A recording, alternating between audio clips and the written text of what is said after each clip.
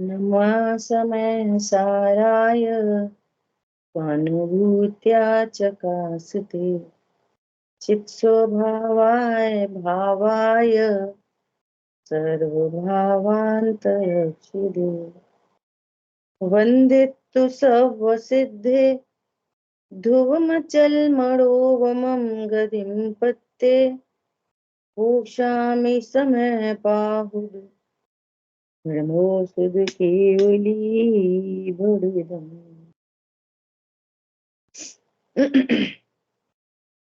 समय सार जी ग्रंथाधिराज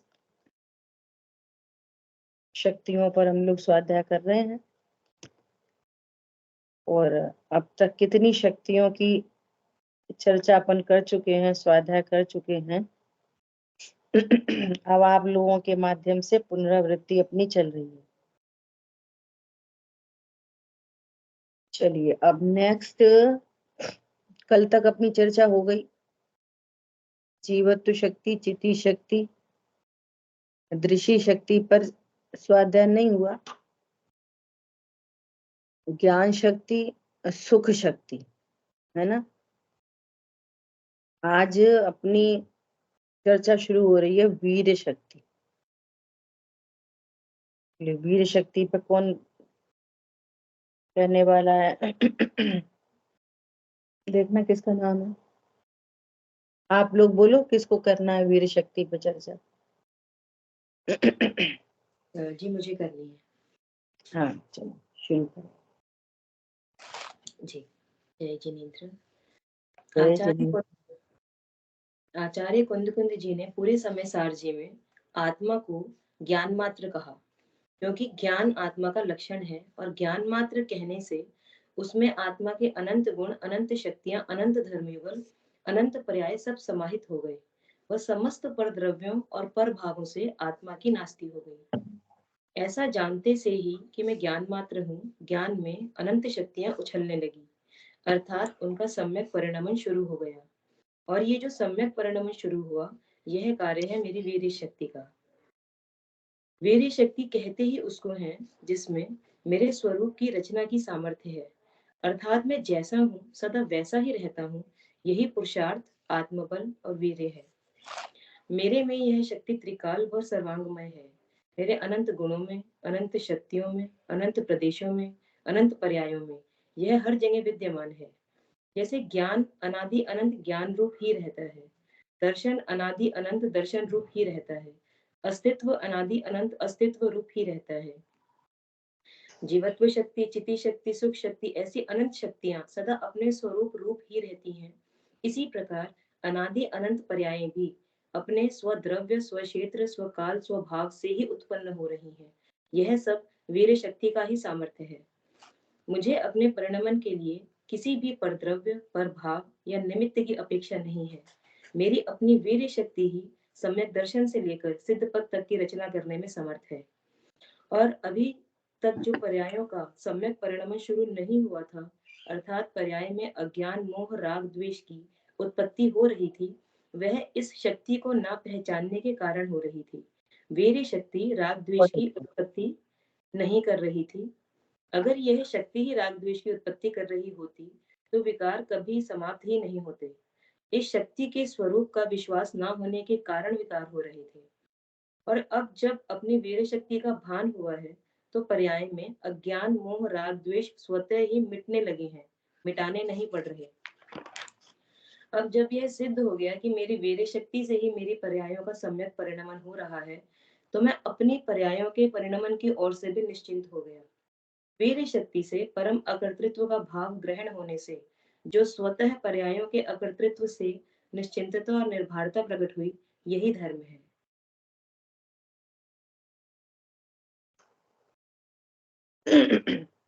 बहुत बढ़िया, पर थोड़ा सा एक करेक्शन चाहिए। आपने बोला ज्ञान मात्र भाव से जो उसके साथ रहने वाले अनंत गुण, धर्म, शक्ति तो शामिल है, पर्याय नहीं। आपने ज्ञान मात्र भाव में गुण, धर्म और पर्याय भी कहा। क्योंकि हाँ जी, पर्याय कहा है ना। मैंने। हाँ हाँ, पर्याय नहीं, अभी विकारी पर्याय है ना, तो पर्याय शामिल नहीं, वस्तु का पूरा वैभव शामिल है। ज्ञान मात्र भाव में वस्तु का पूरा वैभव शामिल है। ठीक है, ये थोड़ा सा करेक्शन, बहुत अच्छा बताया। नेक्स्ट कौन आ रहे हैं वीर शक्ति को लेके? हाँ, मीनल बहन जी, चलो।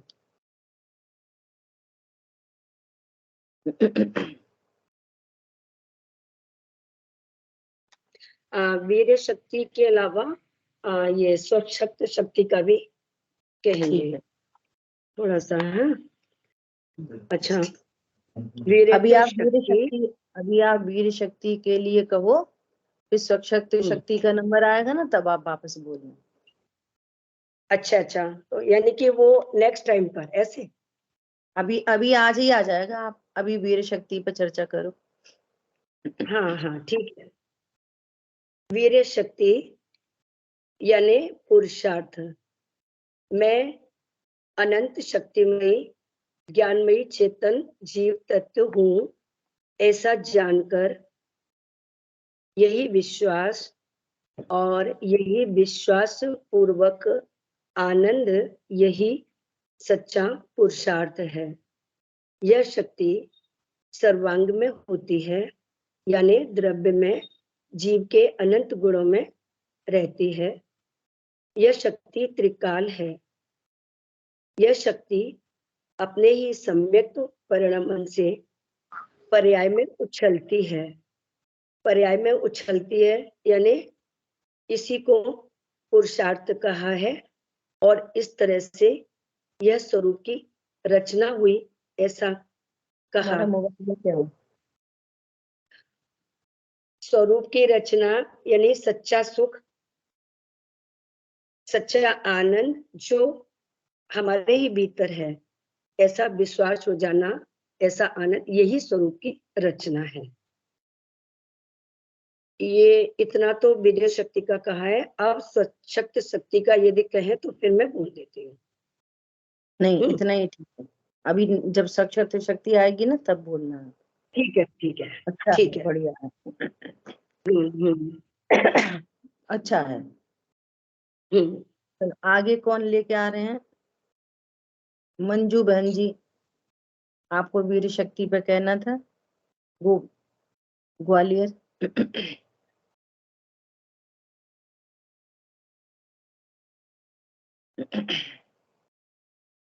देखो, जो शक्तियों की चर्चा चल रही है ना, उस शक्ति के बारे में जिन्होंने बताया है, उसमें भी अगर आपका कुछ और ऐड करने का भाव हो ना, किसी और का भी, तो वो ऐड कर सकते। जैसे उस दिन पारुल जी का प्रश्न आया था, तो क्या अभी राग आदि बिना पुरुषार्थ के हो रहे, बिना शक्ति के हो रहे? तो ये विषय भी अपन को यहाँ ऐड करना चाहिए। वो भी वो भी हो रहे हैं पुरुषार्थ पूर्वक ही, लेकिन जगत में गलत काम को कौन पुरुषार्थ कहता है? ये चीजें बहुत ऐड करने की चीज है। समझ आई बात? कौन कहेगा कि हमने पुरुषार्थ से रोटी जलाई? पर लगा तो पुरुषार्थ है, बिना मेहनत के थोड़ी रोटी जलती है। पर कहा कब जाता है? ऐसे जो अज्ञान मोह द्वेष उत्पन्न हो रहे हैं, कोई जीव नरक जा रहा है तो वो पुरुषार्थ से ही जा रहा है। और मीनल बहन जी ने भी बोला कि वीर शक्ति मतलब पुरुषार्थ। वीर शक्ति मतलब पुरुषार्थ नहीं, वीर गुण और उसकी पर्याय का नाम है पुरुषार्थ। जैसे ज्ञान गुण और जानना उसकी पर्याय, ऐसे वीर शक्ति और पुरुषार्थ उसकी पर्याय। वीर शक्ति पुरुषार्थ नहीं है, वीर शक्ति की पर्याय का नाम पुरुषार्थ है। ऐसा करेक्शन चाहिए। ठीक है। देखो, ये ऐसे एक दिन चर्चा चल रही थी इनसे, तो कोई बेड रेस्ट पे है, कुछ काम नहीं कर रहा, तो बेड रेस्ट पे फिर खाने पीने की जरूरत नहीं है। बॉडी में भी बेड रेस्ट हो, कुछ काम नहीं कर रहे और वो व्यक्ति खा पी नहीं पा रहा, तो भी उसको ग्लूकोज की बोतल चढ़ाते हैं। एक एक सेल, आंख आंख अगर झपक रही है बेड रेस्ट में भी, लंग्स अपना काम कर रहे हैं, हार्ट अपना काम कर रहा है, किडनी अपना काम कर रही है, तो बिना शक्ति के काम नहीं हो सकता। एक एक सेल, ये तो एक एक पूरे पूरे अंग है, एक एक सिंगल सेल की बात करें, एक एक सिंगल सेल में जो फंक्शन होता है वो शक्ति से ही होता है। अपनी यहाँ चर्चा चल रही है मोक्ष मार्ग की, तो मोक्ष मार्ग में राग आदि के पुरुषार्थ को कौन पुरुषार्थ कहे, इसलिए उसकी चर्चा यहाँ नहीं है। यहाँ किसकी चर्चा है?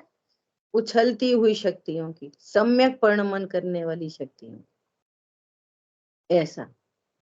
ठीक है, चलिए। एक मिनट, अभी क्या बोल दिया? वीर्य शक्ति यानी हमने क्या कहा? पुरुषार्थ। तो आप क्या बताए? वीर्य शक्ति पुरुषार्थ यानी क्या कहेंगे? वीर गुण, वीर शक्ति हाँ, कहो, वीर गुण कहो, उसकी हाँ, पर्याय का नाम है पुरुषार्थ। पर्याय, गुण नहीं है। पुरुषार्थ गुण या शक्ति नहीं है, पुरुषार्थ पर्याय है। जैसे जानना पर्याय है, विश्वास करना पर्याय है, श्रद्धा गुण है, जानना पर्याय, विश्वास करना पर्याय है, चारित्र गुण है, लीनता, स्थिरता, अस्थिरता, ये पर्याय है, ऐसा। ठीक है, चलिए अजय भैया, प्रभुत्व ठीक है, और ठीक है। विभुत्व शक्ति।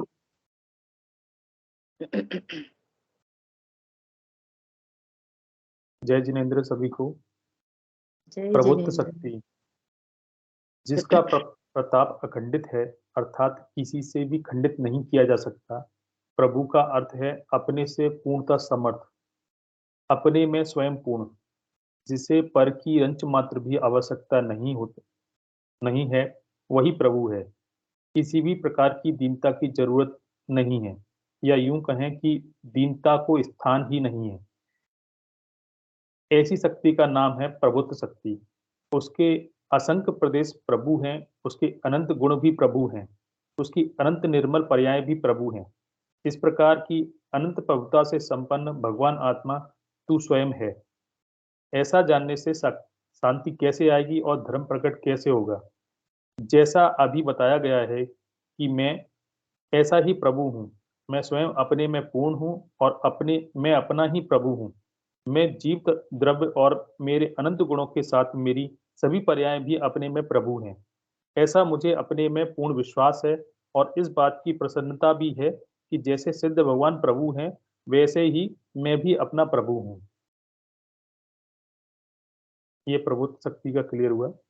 अब आते हैं विभुत्व शक्ति। ये एक ऐसी शक्ति है जो मुझ में पूर्व से ही विद्यमान है, जो मेरे सर्व भावों में व्यापक है, अर्थात व्याप्त है, या कह सकते हैं पसरी है। सर्व भावों में अर्थात सभी गुणों में तथा असंख्यात प्रदेशों में पसरी है। अब चाहे वह जीवत शक्ति हो, चिति शक्ति हो, दृष्टि शक्ति हो या ज्ञान शक्ति आदि सभी शक्तियां मैं ही हूं, ऐसा विभुत्व शक्ति का कार्य है। उसी प्रकार सभी शक्तियां एक दूसरे में व्याप्त हैं, समाहित हैं। यहाँ समाहित का अर्थ है व्याप्त होना। इसका अर्थ रूप में है कि शक्तियों के कार्य एक दूसरे से भिन्न होने पर भी, स्वयं शक्तियों से भिन्न होने पर भी वे एक दूसरे में व्याप्त हैं। इसी कारण यह भगवान आत्मा अखंड है, अभिव्यक्त है। यहाँ अविभक्त का मतलब है विभाजित नहीं है, खंड खंड नहीं है, इसलिए एक है। ऐसा जानने से शांति कैसे आएगी और धर्म कैसे प्रकट होगा? जैसा कि इसमें बताया गया है कि मुझ में विभुत्व नाम की शक्ति भी है, तो मुझे ऐसा भाव आया कि मैं उस महामहिम सत्ता के समान एक अखंडित द्रव्य हूँ। मुझ में किसी प्रकार की कोई कमी नहीं है, अर्थात मैं भी एक के समान एक ही हूँ और मेरे लिए यही मेरी शांति का कारण है। जय जिनेन्द्र। फिर से लास्ट क्या बोला आपने? फिर से लास्ट में क्या बोला? थोड़ा मिस हो गया।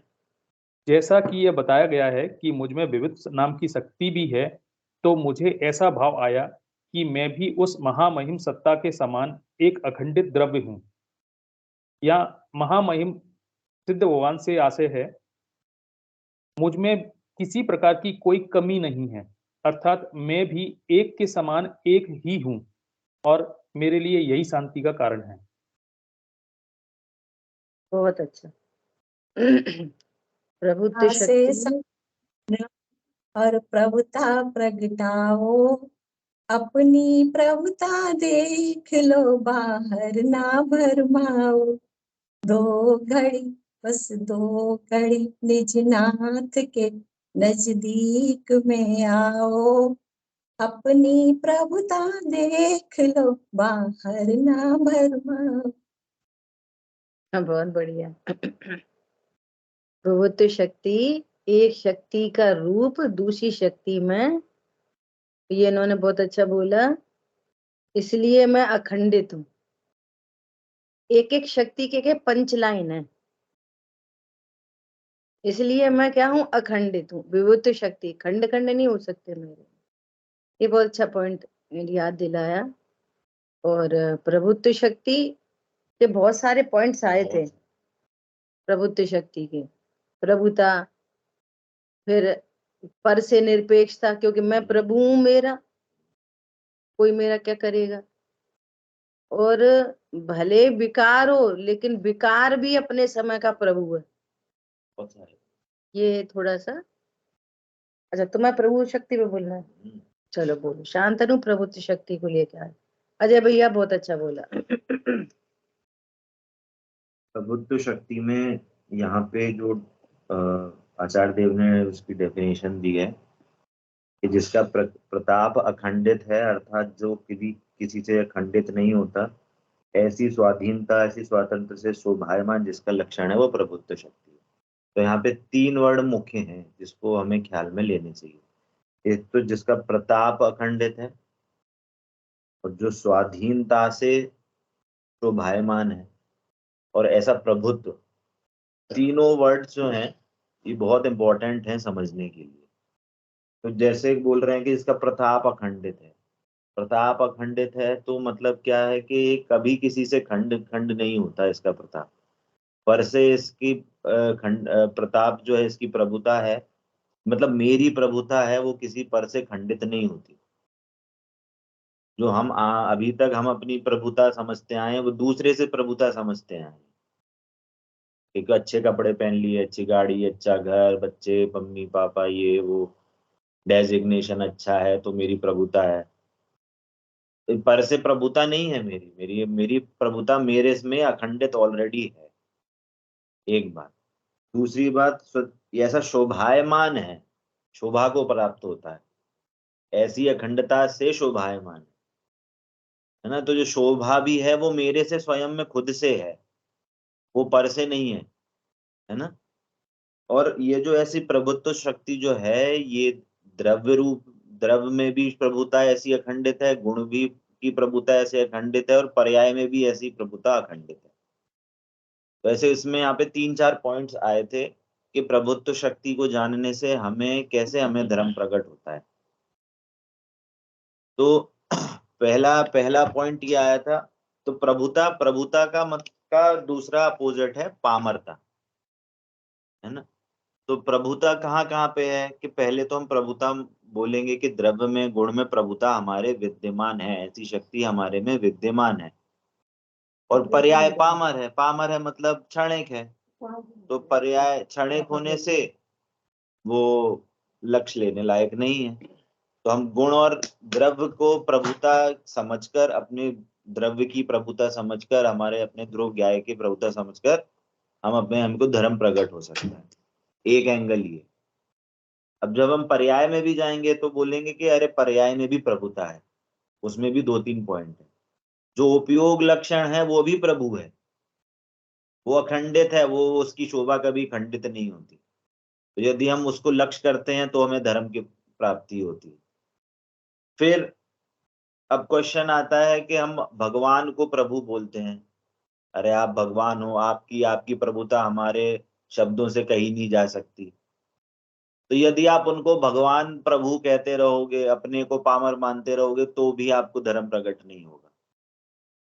भगवान की प्रभुता, जो वहां पे जो प्रभुता नहीं कह सकते, वो तो एक विनय भाव है, वो तो एक भगवान के प्रति विनय भाव है, इसलिए ऐसा कह रहे हैं। पर भगवान भी अपने में प्रभु हैं, उनकी प्रभुता अखंडित है, और मेरे में भी अपनी प्रभुता अखंडित है। अब ऐसे वे में भगवान से मैचिंग करेंगे तो हमें प्रभुता प्रकट होगी पर्याय में, जैसी भगवान की प्रकट हुई है। तो यहाँ पे भी हमें जो शुद्ध पर्याय जो प्रकट होती हैं, उनकी जो प्रभुता हम कहते हैं, तो वो तो एक विनय भाव से भगवान की हमें प्रभुता का हमें बहुमान आता है। पर वो जो पर्याय में जो ऐसी सामर्थ्य है कि मेरी में ऐसी प्रभुता है कि मैं तीन काल के तीन लोग के समय समस्त वस्तुओं को जान सकता हूँ, ऐसी प्रभुता मेरे में है कि मैं वो, मेरे में ऐसी शक्ति है कि मेरी प्रभुता मेरे से प्रकट हो सकती है, मेरे को बाहर कहीं जाने की जरूरत नहीं है। तो ये हुई शुद्ध पर्याय की बात। तो अब क्वेश्चन पूछेंगे कोई कि अब अशुद्ध पर्याय हैं, वो तो पामर हैं, उनमें तो प्रभुता नहीं है। तो आचार्य देव कहते हैं नहीं, प्रत्येक पर्याय में प्रभुता है। अशुद्ध पर्याय है वो भी उसमें भी प्रभुता है। कैसे प्रभुता है कि उसमें कोई फेरफार नहीं कर सकता। आपको शुभ शुभ मतलब शुभ भाव पहले कर लो, पाप भाव आपके बाद में हो जाए, या पाप पहले हो जाए शुभ बाद में हो जाए, आप उसमें फेरफार नहीं कर सकते। हर पर्याय में अपनी प्रभुता है, वो अभी वो प्रभुता लेके अपनी वो प्रकट हुई है। वो बात अलग है कि उसका परलक्ष्य यदि है तो वो भी अशुद्ध पर्याय प्रकट हो रही है। और काल अवधि में देखी जाए तो प्रत्येक पर्याय वो उस समय के लिए वो प्रत्येक पर्याय प्रभु है, उस पर्याय में उसकी सामर्थ्य है, उसकी सामर्थ्य खंडित नहीं हुई है ना। ऐसी वो पर्याय भी प्रभु है। तो इसलिए देखा जाए कि हमारे द्रव्य में, गुण में, पर्याय में प्रभुत्वपना अखंडित है, और उसी का यदि हम बहुमान आता है, उसी को जानते हैं, तो हमें धर्म प्रकट हो जाता है। तो ऐसी प्रभुत्व शक्ति को हमें जानने से धर्म प्रकट, मतलब प्रभुत्व शक्ति से अपने द्रव्य गुण पर्याय रूप स्वरूप को जानने से हमें धर्म प्रकट। देखो इसमें 2-3 करेक्शन है। वैसे ले लिया तुमने विषय कि जो अशुद्ध पर्याय है ना, उस अशुद्धता को प्रभु नहीं कह रहे, प्रभुत्व इन्होंने ले ली ये वाली बात, लेकिन अपन को और स्पष्ट कहना चाहिए। उसको प्रभु, वो जो विकारी पर्याय है, राग द्वेष की पर्याय है, अज्ञान मोह पर्याय है, इस पर्याय को प्रभु नहीं कह रहे। किसको कह रहे हैं?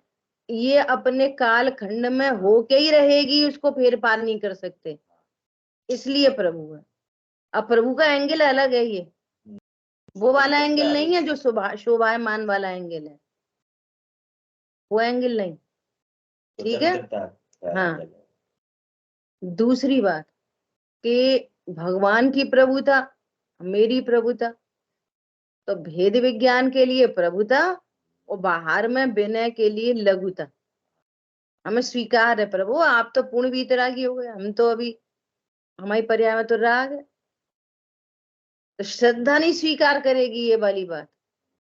श्रद्धा तो ये भी यही कहेगी आप भी प्रभु हम भी प्रभु, हम में कोई अंतर नहीं। लेकिन ज्ञान अपने सारे खंड को जानता है, सारे फैक्टर्स को जानता है। ज्ञान है ना, अपने सर्व मुख्य गौड़ करके जानता है, श्रद्धा थोड़ी जानती है मुख्य गौड़ करके। तो ज्ञान तो कहता है कि पर्याय में पामरता है, और यही सम्यक ज्ञान है, नहीं तो निश्चयभास होगा। क्या बोला? यही सम्यक ज्ञान है, नहीं तो निश्चयभास होगा। और तीसरी बात कि अपन ये कह रहे हैं ना, द्रव्य का स्वरूप, गुण का स्वरूप, पर्याय का स्वरूप, सबका स्वरूप जानकर हम निर्भर हो गए। है ना। लेकिन सम्यक दर्शन कैसे प्रकट होगा? इस शक्तिमयी आत्मा, ये ध्रुव दृष्टि से। पर्याय पर्याय का भी लक्ष्य और खंड का लक्ष्य से नहीं, तो ये बात भी थोड़ा सा स्पष्ट होनी चाहिए। हाँ, द्रव्य गुण पर्याय तीनों नहीं, है ना, ऐसा। चलिए बढ़िया। अभी पारुल जी आ रही हैं। वीर शक्ति, ये अभी क्या कहा? विनय के लिए लघुता और प्रभुता किसके लिए कही? उसके पहले क्या भगवान और शब्द? हम में, भगवान में भी प्रबुद्ध शक्ति, मेरे में भी प्रबुद्ध शक्ति। भगवान भी प्रभु, मैं भी प्रभु।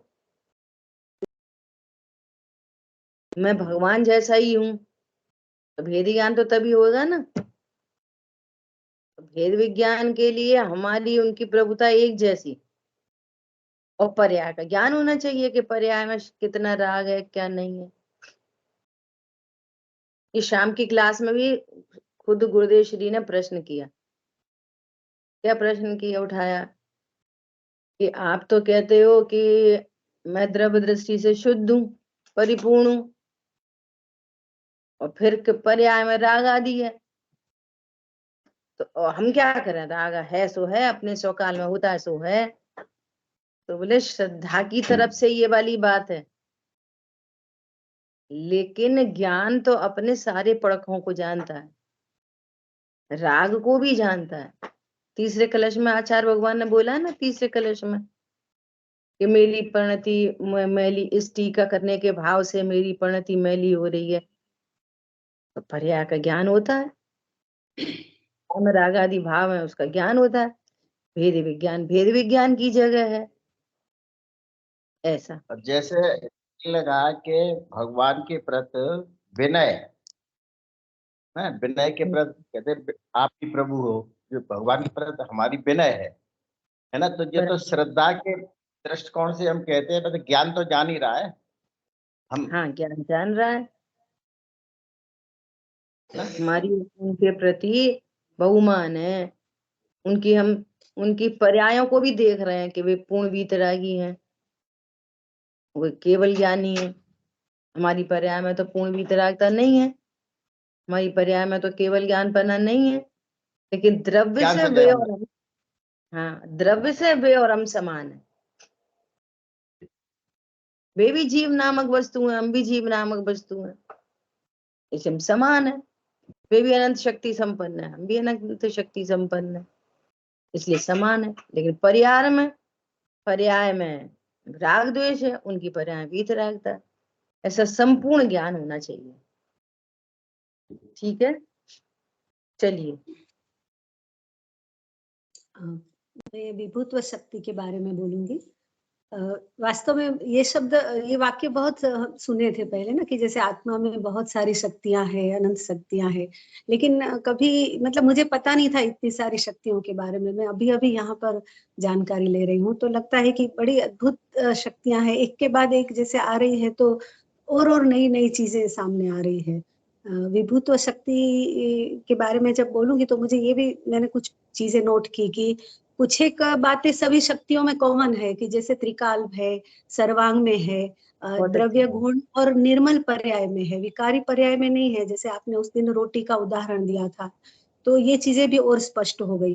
और जब विभुत्व शक्ति के बारे में जब मैं सोच रही थी, तो मुझे लगा कि हर एक शक्ति में जैसे अपनी अपनी एक विशिष्टता है, उस प्रकार से विभुत्व शक्ति की विशिष्टता बहुत थोड़ी सी यूनिक भी लगी मुझे।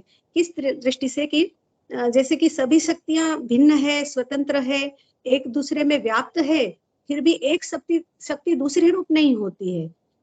और इसी प्रकार विभुत्व शक्ति भी दूसरी शक्तियों में व्याप्त है, लेकिन उसकी विशिष्टता क्या है कि दूसरी शक्तियों में, जो अन्य शक्तियों में व्याप्त होने की जो शक्ति है, सामर्थ्य है, वह विभुत्व शक्ति के कारण है। तो विभुत्व शक्ति की वजह से जो है दूसरी शक्तियां परस्पर दूसरी शक्तियों में व्याप्त हो पा रही है। तो यह सामर्थ्य जो है वह मुझे बड़ा थोड़ा मतलब ऐसे अलग से ही लगा। और जैसे हम ज्ञान शक्ति है सभी में व्याप्त है, तो उस दृष्टि से ज्ञान शक्ति में भी जो विभुत्व गुण है उस वजह से वो व्याप्त है सभी में। तो ये जो परस्पर व्याप्त होने के कारण आत्मा अखंड है, अविभक्त है, एक है। तो यह विभुत्व शक्ति जो है उसकी विशेषता देखते हैं ना, तो ऐसे लगता है कि जैसे ये सारी शक्तियां आत्मा को रिप्रेजेंट करती है, पर जैसे विभुत्व शक्ति है ना, बिल्कुल आत्मा की पर्याय रूप प्रतीत होती है, प्रतिकृति रूप प्रतीत होती है, और उसकी वजह से उसकी महिमा थोड़ी अलग से ही मतलब मन में महसूस होता है कि मैं आत्मा हूँ। जैसे पहले क्या होता था, जैसे अलग अलग शक्तियां जो है ना वो थोड़ा सा हमारा देहाध्यास या हमारी जो सोच पहले से रही है उसकी वजह से सारी शक्तियां खंड खंड प्रतीत होती थी। जैसे मैं ज्ञान शक्ति की बात करूं तो ये पता है कि जैसे हम छोटी उंगली से भी कहीं छुआ हमने तो स्पर्श गर्म है ठंडा है महसूस हुआ, तो ज्ञान शक्ति वहां भी है, सारे प्रदेशों में है, लेकिन कहीं पर ऐसे लगता था कि जैसे उसका सेंटर दिमाग में कहीं है, मतलब एक खंड खंड जैसे महसूस हो। तो उस वजह से क्या है, हर एक शक्ति का ऐसे खंड खंड भाव थोड़ा सा कहीं ना कहीं रहता था। चाहे मैं बोलूं कि मैं गायक हूँ, सर्वांग में हूँ, व्याप्त हूँ, फिर भी कहीं ना कहीं ये चीज रहती थी बैक ऑफ माइंड। लेकिन विभुत्व शक्ति के बारे में जो पढ़ा ना, तो विभुत्व शक्ति के माध्यम से लग रहा था कि जैसे सारी शक्तियां कनेक्ट हो रही है एक दूसरे से। तो उस कनेक्ट होने के भाव से जो विभुत्व शक्ति के वजह से आत्मा की जो अखंडता है, उसकी महिमा है, वो और ज्यादा मतलब महसूस होने लगी। तो ये चीजें जो है वो मुझे मतलब थोड़ा सा एकत्व भाव, अखंड भाव, वो जो है बड़ा अद्भुत और महसूस हुआ। तो ये विभुत्व शक्ति की मुझे बड़ी खास विशेषता लगी। मैं जैसे अपनी बात थोड़े से बिल्कुल स्थूल उदाहरण जैसे मैं कहूँ, मतलब एकदम फिट है ऐसा तो नहीं कहूंगी, पर फिर भी जो समझाने की मतलब मैं जो महसूस कर रही हूँ उसको शायद समझा पाऊँ। जैसे हम कभी कहते हैं कि मैं गुजरात हूँ, मैं महाराष्ट्र हूँ, और उसके बदले जब मैं कहूँ कि मैं भारत हूँ, तो एक लहर अंदर से उठती है, एक अलग सा महसूस होता है। तो ये जो भाव है वह जैसे विभुत्व शक्ति है, और यही तो पर्याय है आत्मा की। तो ये ऐसा मतलब एकत्व दोनों में महसूस होता है। तो ये विभुत्व शक्ति की ये बात मुझे बड़ी बड़ी मतलब अंदर से छू गई, ऐसा लगा। तो ये अभी जैसे एक के बाद एक और शक्तियां आती है ना, तो और नई नई चीजें सामने आती है। तो कभी सोचा नहीं था कि आत्मा में इतनी सारी शक्तियां इस दृष्टि से है। तो बड़ा गजब, ये जो जिस पिछले कुछ दिनों से चल रहा है, बड़ा ही मतलब मुझे लगता है कि इतना सार्थक लगता है, इतना अच्छा लगता है सुनना समझना, बड़ा अच्छा लगता है। इतना ही कहूंगी, शब्द नहीं है मेरे पास। धन्यवाद। जय जिनेंद्र। पूरा उन्होंने अपने हृदय से, दिल से पूरा बहुत अच्छे से व्यक्त किया, और ये ओरिजिनलिटी होती है एक्चुअली, अपने शब्द दिए जाते हैं ना। तो ये चलो, यहाँ पे भी इन्होंने एक बहुत अच्छा पॉइंट कहा। ये पॉइंट किसने पकड़ा कि ये जो अपन ऐसा कह रहे हैं ना, अपन जैसे ये जो आपने चर्चा की ना, इसमें अपन मिश्री का उदाहरण देके भी और स्पष्ट कर सकते हैं। सबको पता ही है कि देखो मिश्री की सफेदी भी मिठासमयी, तो ये क्या है, विभूति शक्ति का कार्य है। तो ऐसे आत्मा में अनंत गुण सब ज्ञानमयी,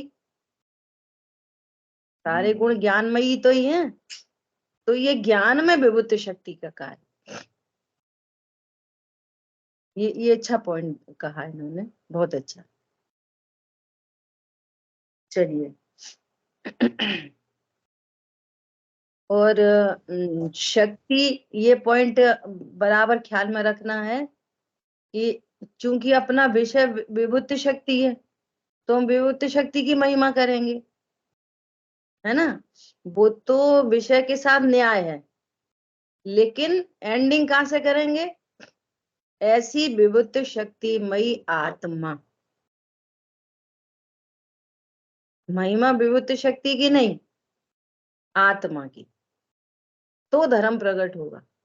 नहीं तो भेद की महिमा में मोह बंधता है, और भेद से कहां तक आना, अभेद तक। विभूति शक्ति की महिमा की, लेकिन चूंकि वो अखंड है, सबको अखंड करके रखती है, ये उसका नेचर है। तो आत्मा कैसा है, अखंड, तो अखंड आत्मा की महिमा आ गई। ठीक है ऐसा। चलिए, सर्वदर्शित्व और सर्वज्ञत्व शक्ति। जय जिनेन्द्र सभी को। कुछ कहना है निधि? एक मिनट, कुछ कहना है निधि? हाँ जी, ये पूछना था कि जैसे विभुत्व शक्ति का कार्य हर शक्ति को, मतलब हर शक्ति को, वो शक्ति दूसरी शक्ति में भी काम कर रही है, लेकिन ये कौन सी शक्ति का कार्य है कि एक शक्ति दूसरी शक्ति के रूप में भी मिक्स होकर काम कर रही है, लेकिन वो शक्ति अपने रूप बनी हुई है और वो शक्ति अपने रूप बनी हुई है। हाँ, ये वीर शक्ति का कार्य है। नहीं, ये प्रभुत्व शक्ति में कर सकते। प्रभुत्व शक्ति, हर शक्ति अपने अपने में प्रभु है ना। खंड भी है और अखंड भी है। देखो, खंड नहीं हो तो फिर अनंतता नहीं आएगी। अनंत कैसे कहेंगे? फिर अनंतता नहीं आएगी। और खंड ही हो तो फिर जैसा इन्होंने बोला कि कोई बोल दे जरा महाराष्ट्र में जाके कि हम उत्तर प्रदेश वाले हैं, तो राग द्वेष खड़े होंगे। अखंडता में ही तो वीतरागता होगी। खंड खंड होगा तो फिर आत्मा के इतने अनंत खंड हो जाएंगे। यूनिटी इन डाइवर्सिटी, ये कायम रखती है विभूति शक्ति। अखंडता भी है और खंड खंड भी है। खंड ऐसा नहीं है, खंड ऐसा नहीं है कि सब बिखर के अलग अलग हो जाए, और अखंड ऐसा नहीं है कि सब एक में एक ही हो जाए। क्या बोला? ये तो सब भाववाची चीजें हैं, शब्द कितने दिए जा सकते। खंड ऐसा नहीं है कि सब अलग अलग हो जाएं, और अखंड ऐसा नहीं है कि सब एक हो जाएं। ऐसा, ठीक है। चलिए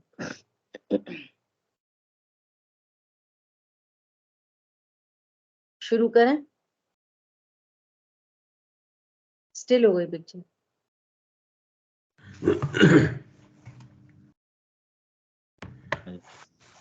जय जिनेन्द्र सभी को।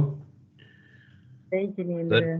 सर्वदर्शित्व शक्ति एवं सर्वज्ञत्व शक्ति, पहले दोनों शक्तियों को अलग अलग समझेंगे। सर्वदर्शित्व शक्ति का मतलब संपूर्ण विश्व अर्थात अनंत द्रव्य, उनके अनंत गुण और उनकी अनंत पर्याय, इस तरह संपूर्ण लोकालोक को समान सत्ता रूप से देखने रूप जो वर्णन करने वाली ऐसी आत्म दर्शनमयी है, वह सर्वदर्शित्व शक्ति है।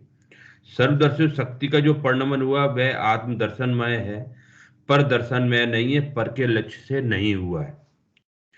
यहाँ आत्म दर्शनमयी किसे कहा? इस शक्ति और शक्तिमान का भेद न करके त्रिकालीय अभेद आत्म द्रव्य की दृष्टि करते ही इस शक्ति की पर्याय में वर्णन हुआ है। विश्व को देखने के लिए विश्व के प्रति उपयोग नहीं जोड़ना पड़ता, सहज ही संपूर्ण विश्व को देख लेता है। सर्वगत शक्ति संपूर्ण विश्व अर्थात अनंत द्रव्य, उनके अनंत गुण और उनकी अनंत पर्याय के विशेष भावों को जानने रूप से परिणमित आत्म ज्ञानमयी यह सर्वगत शक्ति है। उपरोक्त दोनों शक्तियों के स्वरूप में थोड़ा बहुत अंतर के साथ लगभग एक जैसा ही है। दोनों शक्तियां मूलतः आत्मयी हैं व त्रिकाल हैं।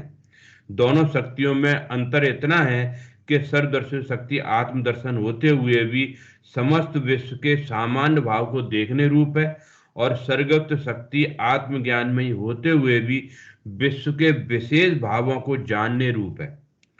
सर्वदर्शी शक्ति सामान्य भाव को विषय बनाती है और सर्वगत शक्ति विशेष भावों को विषय बनाती है।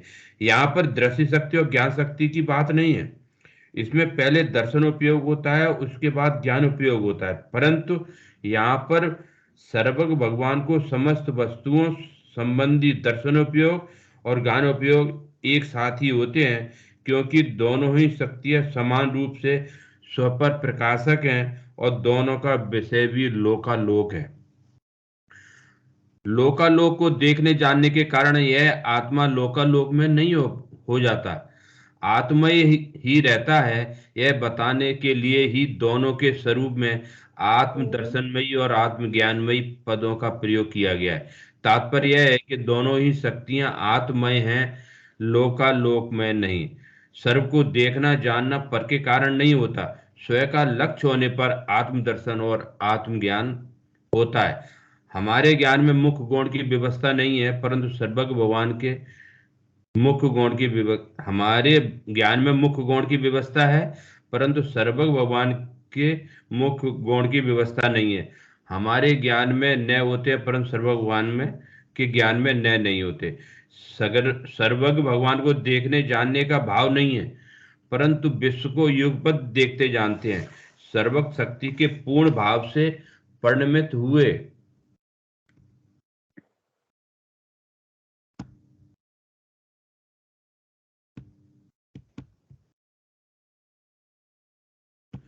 आवाज परिणमित नहीं आ रही। होने पर जो केवल ज्ञान प्रकट हुआ वह आत्म ज्ञानमय है, आत्मज्ञानमय है, पर ज्ञानमय नहीं है। अब ये जो इससे निष्कर्ष यह निकलता है कि स्व पर सभी पदार्थों और उनके सभी गुण तथा उनकी अनादि काल से लेकर अनंत काल तक होने वाली अनंत अनंत पर्यायों को बिना किसी पर के सहयोग के एक साथ देखने जानने की सामर्थ्य प्रत्येक आत्मा में विद्यमान है, क्योंकि सभी जीवों में सर्वदर्शित और सर्वगत शक्तियां सदा विद्यमान हैं। जय जिनेन्द्र। बढ़िया। देखो यहाँ पे थोड़ा सा ये करेक्शन चाहिए कि अपन ऐसा बोल रहे हैं कि जो सर्वदर्शित शक्ति है ना, वो समस्त विश्व के द्रव्य गुण और पर्यायों को सामान्यपने नहीं जानती। सिर्फ सत्ता मात्र का अवलोकन, सत्ता मात्र, ये भेद डेले ना, द्रव्य गुण पर्याय अनंत द्रव्य, ये भेद तो इसी का नाम है विशेष पने से जानना। क्या बोला? अब ये तो फिर ज्ञान में घटित हो जाएगी ये वाली बात। सर्वदर्शित तो शक्ति कैसे जानती है? सत्ता मात्र, एक ह्यूज पूरा लोक अलोक सत्ता मात्र, बस। उसमें द्रव्य गुण पर्याय के भेद नहीं, उसमें जीव पुद्गल धर्म अधर्म आकाश काल के भेद नहीं, कि ये जीव को सामान्य पने देखा और फिर जीव को विशेष पने सर्वज्ञत्व शक्ति देखेगी। सामान्य अवलोकन में जीव पुद्गल धर्म अधर्म ही नहीं पता, वो तो एक सत्ता मात्र का अवलोकन, पूरा तीन लोक और अलोकाकाश, बस सत्ता मात्र अवलोकन, बस। थोड़े से भी भेद की बात करी ना, लोक अलोक के भी भेद की बात करी ना, तो ये भेद भी ज्ञान में खड़ा हो जाएगा। लोक अलोक का भेद भी दृष्टि शक्ति नहीं करेगी। सर्वदर्शित्व शक्ति लोक अलोक का भी भेद नहीं करेगी, वो तो बस महासत्ता के अवलोकन मात्र, बस इतना।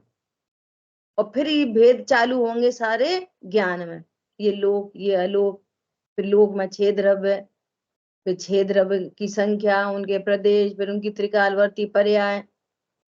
और अब ये तो बोलने फिर आ रहा है वो तो युगपत एक साथ, ऐसा ऐसा नहीं पहले, अच्छा ये लोक है और ये अलोक है, हाँ ठीक है, लोक में 6 द्रव्य है, हाँ ठीक है, अच्छा जीव इतने प्रकार के, ऐसा कुछ नहीं। युग सर्वज्ञत्व शक्ति युगपत एक साथ सबको, त्रिकालवर्ती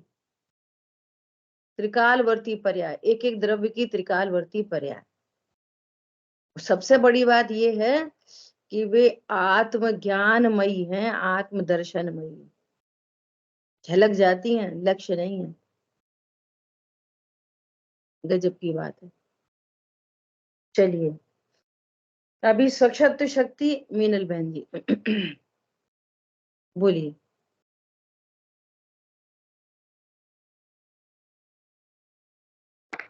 स्वच्छत्व शक्ति के कारण ही ज्ञान में दर्पण की भांति स्पष्ट 3 लोक के मूर्तिक अमूर्तिक पदार्थों को जानने की सामर्थ्य है। हमारे वर्तमान पर्याय में भी ये त्रिकाल जो शक्ति है ये ज्ञान में झलकती है। त्रिकाल यानी भूत, भविष्य, वर्तमान काल। यानी वर्तमान काल में यानी यहाँ पर बैठे बैठे हम जब कभी भी मंदिर जी में विराजमान प्रभु जी का दर्शन कर लेते हैं, यह वर्तमान काल की शक्ति दिख रही है ज्ञान में।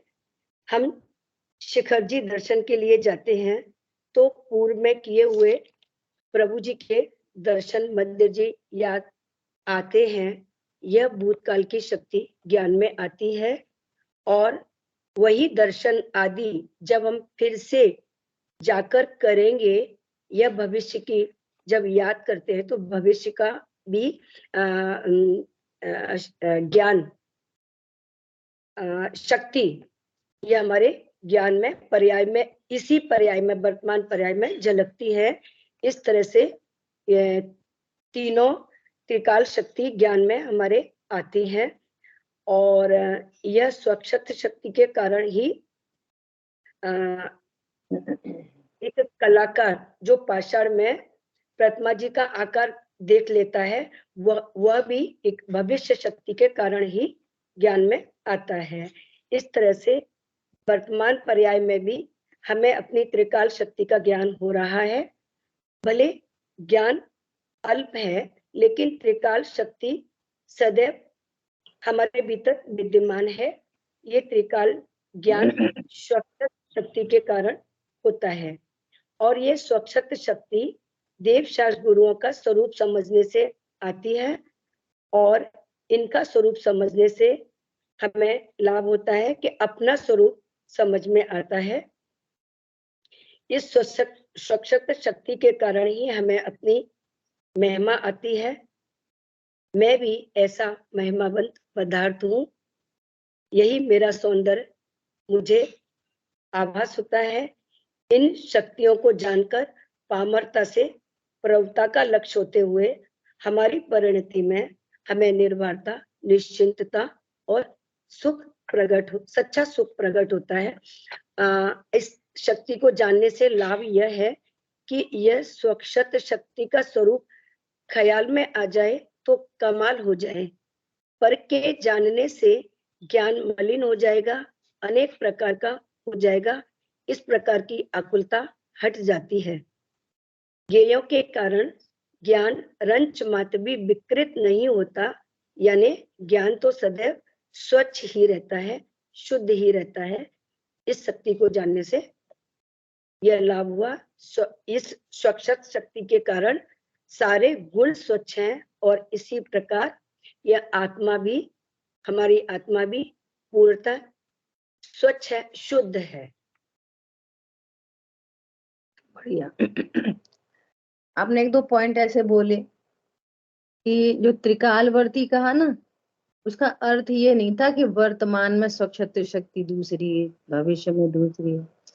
मतलब हमें ये पता चलता है कि हमारे में ऐसी स्वक्षत शक्ति है कि भले अभी यहाँ अल्प ज्ञान है, लेकिन स्वक्षत शक्ति के कारण ही हम त्रिकाल को जान सकते हैं। ऐसा नहीं कि ये वर्तमान की स्वक्षत शक्ति और वो भविष्य की और वो भूतकाल की, ऐसा नहीं।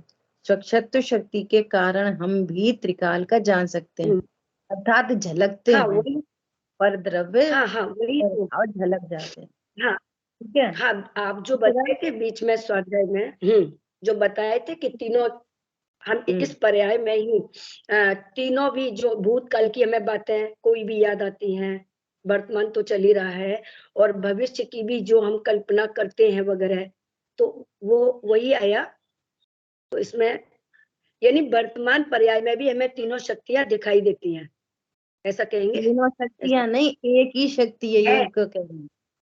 तीन शक्तियां नहीं है, एक ही शक्ति है। शक्ति एक ही है। हाँ, तीन नहीं, त्रिकाल झलकती है। हाँ हाँ जी, ठीक है। हाँ चलो ना, दो भाव है। बोलो। स्वक्षत शक्ति में दो भाव है। एक तो ये है कि ज्ञान स्वच्छ है, इसलिए सारी चीजें झलकती हैं। दूसरा भाव के कोई भी चीज झलके आत्मा की स्वच्छता में कुछ नहीं, अब ज्ञान की स्वच्छता में कुछ नहीं होता। दो एंगल हुए यहाँ पे। ज्ञान सदा स्वच्छ है, इसलिए जो भी वस्तु झलकती है वो मतलब झलकेगी उसमें, ये तो स्वभाव है। तो दूसरा के जो भी चीज झलके, वॉट एवर झलके, वो आत्मा उससे मलिन नहीं होता। दूसरी बात ये कि यहाँ जो स्वच्छता का जो भाव आ रहा है ना, वो स्वच्छता का भाव वो वाला नहीं है, शुद्धता शुद्धता वाला, झलकाने वाला है, वो वाला भाव ही नहीं है। जो हमारे स्वच्छ कपड़े और जो शुद्ध कपड़े, वो वाला भाव नहीं है। यहाँ स्वच्छता का भाव है झलकना। स्वच्छता का भाव क्या है?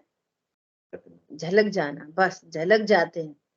जैसे पानी होता है ना, पानी, तो पानी में शेर ने अपना मुंह देखा तो वो झलक गया, बस ये स्वच्छता का अर्थ है।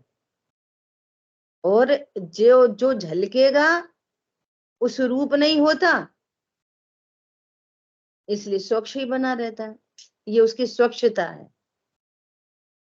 झलकाना स्वभाव होने के कारण वस्तु स्वच्छ है, वो ये वाला अर्थ है झलकने से अर्थ। शुद्धता शुद्धता वाला अर्थ नहीं है ना, ये थोड़ा सा।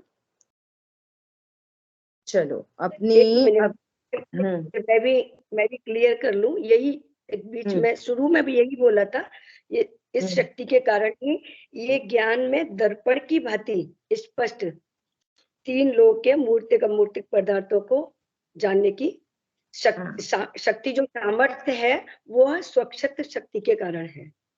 बराबर बराबर है। बोलिए भैया। हाँ जी, बोलिए जा भैया। इसमें जो मिनल दीदी ने अभी बोला उसमें एक करेक्शन है। जो इन्होंने बोला देवशास्त्र गुरु के उससे जो है ये शक्ति प्रकट होती है, त्रिकाल है, तो कुछ भाव इसमें आया था तो वो गलती हो गई थी इनसे, शायद ऐसा लग रहा है। हाँ, उन्होंने ऐसा बोला था कि देवशास्त्र गुरु से ये शक्ति परिणमित, ऐसा कुछ है ना। उनका ऐसा भाव रहा होगा कि देवशास्त्र गुरु से हमें ये शक्ति समझने मिली। देवशास्त्र गुरु का स्वरूप समझने से हमको हमारी शक्ति समझ में आती है। निमित्त तो वो है और शक्ति हमारी ही है। बराबर है। थोड़ी सी मिसिंग है। देवशास्त्र गुरु का स्वरूप समझने से हम अपना, उनका कहा हुआ हम अपना स्वरूप समझते हैं। उनका स्वरूप समझने से हमारी स्वच्छता शक्ति नहीं, वो बता रहे हैं। ये इतना भाव यहाँ ऐड कर सकते हैं बस। अगर कुछ और भाव है तो मिसिंग हो जाएगी कि उन्होंने स्वरूप बताया है बस कि मेरे में स्वच्छता शक्ति है।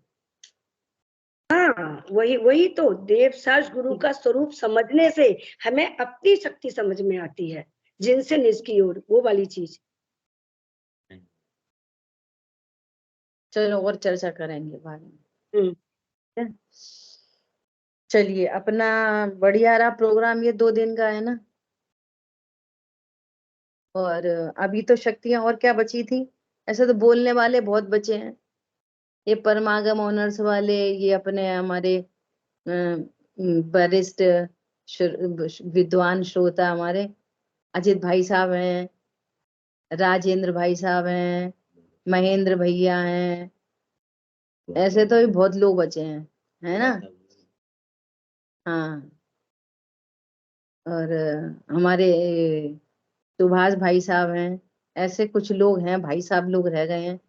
बहनों ने तो लगभग कर ही दिया, है ना। समोषण में ही बहनें ही ज्यादा होती हैं, भाई लोग कम होते हैं। ठीक है, तो अभी अपनी प्रकाश शक्ति, ऐसा नहीं, समोसरण में तो है, समझ रहे हैं। अभी जो एनजी ने अपना जो भावार्थ बताया, उनका भाव तो बहुत अच्छा है, सही जगह पहुंच रही है, लेकिन शब्द का सही चयन नहीं हो पाया है। भाव तो बराबर रहता है। कोई बात नहीं, ऐसे ही लुढ़कते पुढ़कते सीखेंगे, और क्या, हिमालय से पत्थर उठा लाएंगे। लुढ़कते लुढ़कते चले जाएंगे, हिमालय से पत्थर उठा लाएंगे। बहुत आनंद आ रहा है बस। हाँ, है ना, आनंद आ रहा है अपनी ज्ञान शक्ति का। शब्दों में कोई दिक्कत नहीं है। भाव अच्छे होने चाहिए, नहीं शब्द भी सही होने चाहिए। शब्द भी होना चाहिए। हाँ 2-3 शक्तियां बची हैं बस, है ना। नेक्स्ट में करेंगे। तो हाँ अब कल से अपनी जो वापस स्वाध्याय शुरू होगी। आवाज आ रही है आपको? भाव का ही हाँ जी, महत्व है, भाव का ही हाँ महत्व है। भावों का ही महत्व है। हैं? भावों का हाँ। अपना अपना जैन शासन है ना, ये स्यादवादमयी है ना। ऐसा है सबको भगवान आत्मा देखने का। जैसे मान लिया कोई शब्द सही नहीं बोल पाए तो बोलेंगे भैया भावों का महत्व है, लेकिन कोई भाव व्यक्त करे और शब्द सही नहीं हो तो बोलेंगे जब भाव अच्छे हैं तो शब्द भी अच्छे ही होने चाहिए। जैसे हम आपके घर जाएं और आप बोलो अच्छा आ गई, बस हमारे भाव तो बहुत अच्छे हैं कि भैया भाव अच्छे हैं तो बोलो भी अच्छा, अरे आइए आइए बैठिए विराजमान होइए, ऐसा। ये अब जहां थोड़ी सी कमी है तो एक पक्ष को मुख्य करके कुल मिला के सबको आगे बढ़ना है। जो भाव जिसके भाव नहीं है शब्द अच्छे हैं तो कहेंगे अरे बास ने तो बोला ही बहुत अच्छा, जो बोल नहीं पाया तो कहेंगे इसके भाव बहुत अच्छे थे। अच्छा इस ऐसा। पर 4 लाइन सुनाना चाह रहे हैं। अच्छा हाँ सुनो। बोला। एक मिनट, सुना। मैं एक चीज कहना चाह रही हूँ। यहाँ पर अपनी क्लास में अपनी स्वाध्याय मुझे आज 1-1.5-2 साल कुछ हो गए होंगे। मैंने अजय भैया वगैरह जो भी कुछ है, कुछ पुराने लोग, उसमें अजय भैया ज्यादा आते हैं, तो ये पुराने लोग हैं। अच्छा नए लोग निधि जी वगैरह, अरुण भैया वगैरह, ये सब नए दिखाई दिए। लेकिन मैंने जब ये देखा, महसूस किया कि ये नए लोग भी काफी अच्छे स्वाध्यायी लोग हैं, और उसमें मुझे ये लगा मैं पीछे हूँ, लेकिन मुझे लगा मैं पीछे नहीं हूँ। मुझे आपने नहीं, 1-2 बार, एक मिनट, बीच में कुछ गलती बताई थी मेरी, तो मुझे ऐसे लगा भैया सुनो, तो गलती लगाई थी, मुझे ये लगा अरे मेरी कुछ गलती बताई, मुझे कुछ ऐसा अंदर में फील हुआ। लेकिन बाद में मुझे इतनी प्रसन्नता हुई, क्योंकि मुझे ये पता भी है कि जो गलती करता है वही आगे बढ़ता है, गलती करने वाला ही आगे बढ़ता है। और मुझे इतना अच्छा लगा, और मतलब अभी भी मुझे लगता है कि सारे लोग बहुत आगे है, बहुत अच्छे से। इसके लिए मेरा ज्यादा और प्रयत्न रहता है कि अपन भी आगे आगे साथ बढ़ते रहो, बस बहुत। आप और भी ये आगे हो, एकदम बढ़िया हो आप भी। आनंद आ रहा है शब्दों का सुन के, तो बहुत बहुत ज्यादा। बढ़िया। इतना ही। मंजू भाई लाइन हमारी सुनो। अब आप मंजू बहन हाँ जी ने जो कहा है उसको सुनाएंगे कि सुना। लब कुछ भी कहे हकीकत नहीं छुपती। लब कुछ भी कहे हकीकत नहीं छुपती, और सच और झूठ की पहचान है आंखें। ये भाव है, ये आंखों के भाव से सब मालूम पड़ जाती है। लब कुछ भी कहे, शब्दों में फेर बदल है, कोई बात नहीं है मंजू बहन जी। भाव सब लोग समझ रहे हैं जितने भी यहाँ स्वाध्याय बैठे। ठीक है, जय हिंद। मंजू बहन जी जिंदाबाद जिंदाबाद जिंदाबाद। ये अपनी ज्ञान से सूझे लोकालो, तो वाणी मस्तक नमु सदा दे तुम रो। बोलिए द्वाशांग मई जिनवाणी माता की जय हो। जय जिनेन्द्र सभी को। जिनेन्द्र।